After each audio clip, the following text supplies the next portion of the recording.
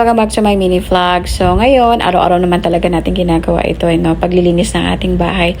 So dahil pagkagising mo pa lang, mag-asikaso kay baby, pakainin siya, painumin siya ng vitamins, no? And then pagkatapos niyan, ito na yung mga palagi kong ginagawa. As in, ito talaga yung routine ko araw-araw.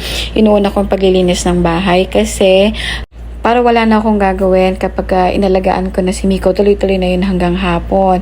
Kasi pagkatapos ko niya maglinis, kapag hindi pa naman nagre-reklamo si Miko na naglalaro dito sa kanyang crib, itutuloy ko na hanggang sa pagluluto ng aming tanghalian. At kapag may time naman yung aking husband, siya na muna yung nagpapaligo. Pero madalas din naman, nagpapaligo din ako kay Miko. So, ito talaga ang gawain ng mga nanay, ano, sa loob ng tahanan.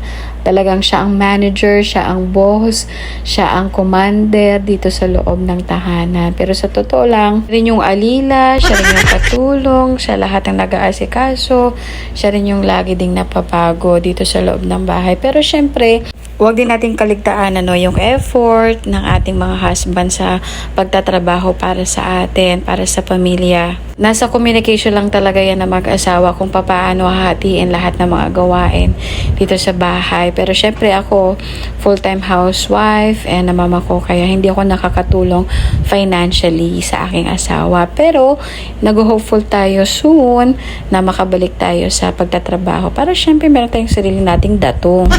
May nakita nga akong quote ito po sa Facebook, sabi, nilagay ko pala dyan ay his and her kasi nga pwede ito sa his and pwede ito sa her. Sabi, be his her calm, be his her home, don't be another battle she has to fight. So totoo po ito, dapat tayong mag-asawa, tayo talagang nagtutulungan sa loob ng bahay kasi kung hindi, wala, sabog talaga ang bahay.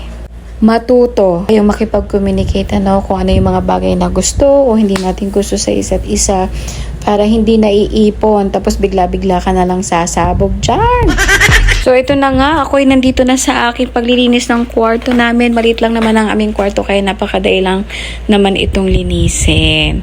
At pagkagising ko nga lamang sa umaga, hindi ako masyadong tumatambay sa cellphone.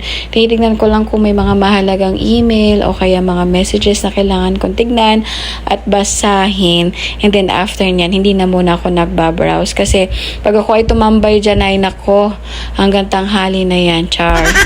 Para kasi talaga sa akin, it's a waste of time na tumatambay ka dyan sa cellphone na napakadami mo pang kailangan gawin at mas importante pang unang asikasuhin.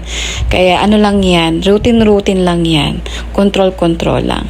So yun lamang po. Thank you for watching. Tapos na ako maglinis. Ingat po kayo palagi. Babu!